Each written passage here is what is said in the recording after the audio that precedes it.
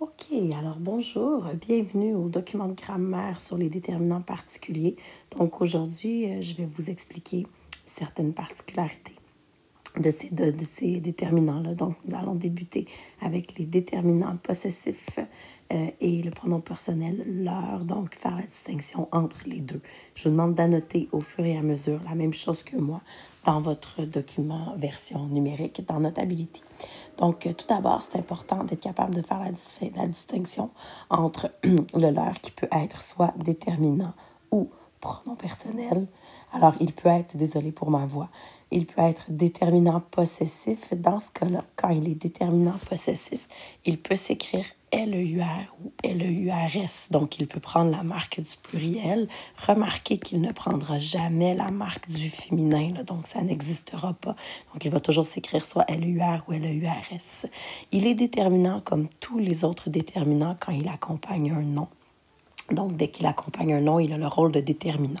Pour faire la distinction à savoir s'il est singulier ou pluriel, c'est important de connaître la règle qui est derrière tout ça.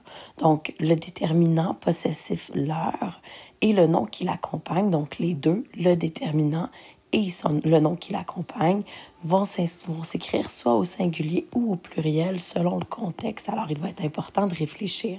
Ce qu'on doit déterminer, c'est ça, à savoir si chacun des possesseurs possède un ou plusieurs objets. Alors, on veut savoir combien d'objets il y a par personne. Alors, ça va dépendre du contexte.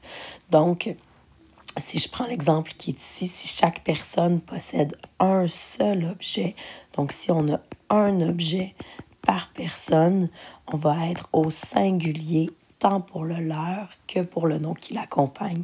Si chaque personne possède plusieurs objets, là, on va être au pluriel. Donc, s'il y a plusieurs objets par personne, on va donc devoir écrire notre leur ainsi que le nom qui l'accompagne au pluriel. Vous avez des exemples qui sont ici qui vont vraiment permettre de mieux comprendre la situation. Donc, quand je dis « ils ont mangé leur pomme », donc normalement, chaque personne va manger une pomme.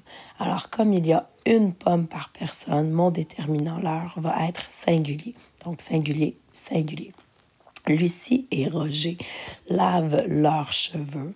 Donc, même si on avait eu une seule personne qui lavait ses cheveux, donc par personne, il y a plusieurs cheveux. Donc, c'est très rare qu'on possède un seul cheveu.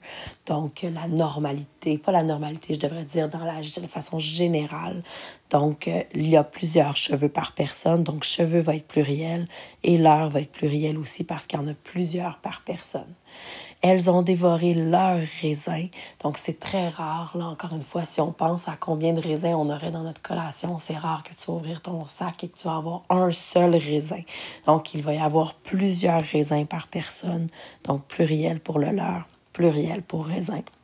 Depuis que Serge et Fernand ont rompu avec leur conjointe, donc encore une fois, de façon générale, il y a une conjointe par personne, donc singulier pour conjointe, singulier pour le leur cœur est brisé, donc il y a un seul cœur par personne, donc singulier et singulier.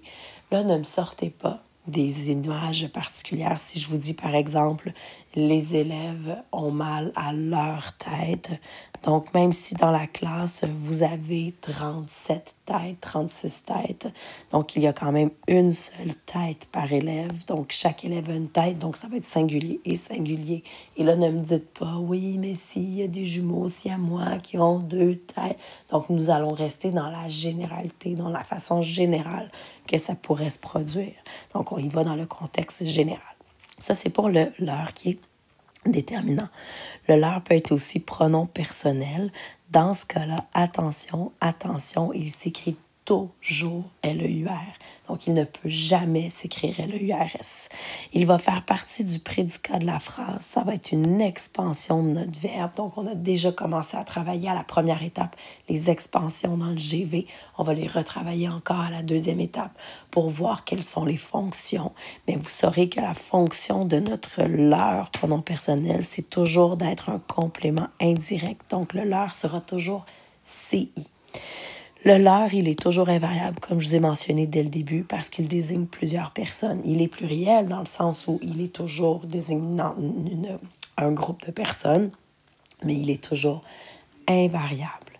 Il est placé entre le sujet et le verbe, donc il va toujours être placé entre le sujet et le verbe, donc il va toujours s'insérer ici, et son antécédent peut être féminin ou masculin et pluriel, donc ça va toujours s'écrire L-E-U-R, comme je l'ai mentionné dès le début. Si vous voulez savoir si c'est un leur, pronom ou déterminant, le premier truc, c'est de voir est-ce qu'il y a un nom qui l'accompagne. S'il n'y a pas de nom qui l'accompagne, ça ne peut pas être un déterminant, alors ça va être un pronom. Puis comme pronom, le pronom peut toujours le remplacer par son antécédent. Vous pourriez jouer le jeu aussi, puis d'essayer de le remplacer par un antécédent, par un autre GN. Alors les enfants leur ont demandé pardon. On regarde le leur qui est ici, il est placé devant un verbe. Donc c'est sûr que ce n'est pas un déterminant. Et en plus, je pourrais le remplacer par un autre GN. Je pourrais dire les enfants ont demandé pardon à leurs parents, par exemple. Donc ici, l'antécédent, ça pourrait être leurs parents. Donc le leur peut avoir un antécédent. Il accompagne un verbe et non un nom.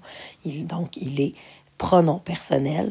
Et dites-leur dès ce soir. Donc le leur qui est ici, il est lié au verbe. Le remarquez bien, attention, je vous ai dit qu'il était toujours placé devant le verbe.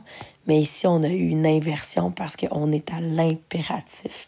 Donc, quand on a un impératif, le pronom va toujours être placé après le verbe et lié avec un trait d'union. Donc, dites-leur dès ce soir. Le leur n'accompagne pas un nom, ne peut pas être un déterminant. Donc, dites dès ce soir à vos parents. Donc, ici, il peut être remplacé par à vos parents. Si on pense à la fonction, donc, je vous ai dit qu'il était toujours complément indirect. On va revenir pour les fonctions plus tard, mais ça peut être un petit truc de déjà être capable de le reconnaître. Les enfants ont demandé pardon à qui? Alors, si je suis capable de poser la question à qui, ma réponse c'est à leurs parents ou leur. Donc, c'est le CI. Alors, le leur, il est le complément indirect. Et dites dès ce soir à qui? Donc, le leur aussi, il est complément indirect. Si on regarde les exemples de mise en application, par le leur, donc ici, c'est lié à un verbe, on est à l'impératif. Parle à ta mère, parle à tes parents. Plutôt, je devrais mettre quelque chose au pluriel. Donc, parle à tes parents, parle à tes amis. Alors ici, c'est un pronom personnel. De leur manque de sommeil, donc ça accompagne un nom. Quand ça accompagne un nom, c'est un déterminant.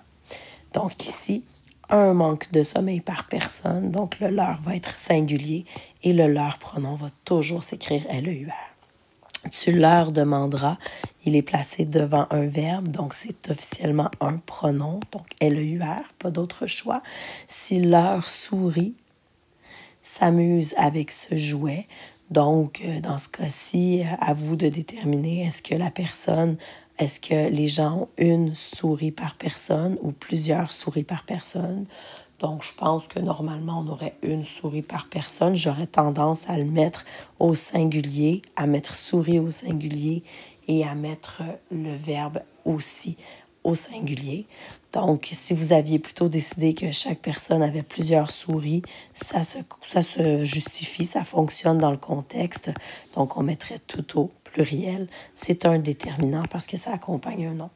Attention, selon le contexte, vous ne pouvez pas décider d'étirer le contexte. Donc, si je décide dans une dictée qu'il y a plusieurs possibilités, c'est parce que logiquement, il y aurait plusieurs possibilités, comme dans le cas ici des souris.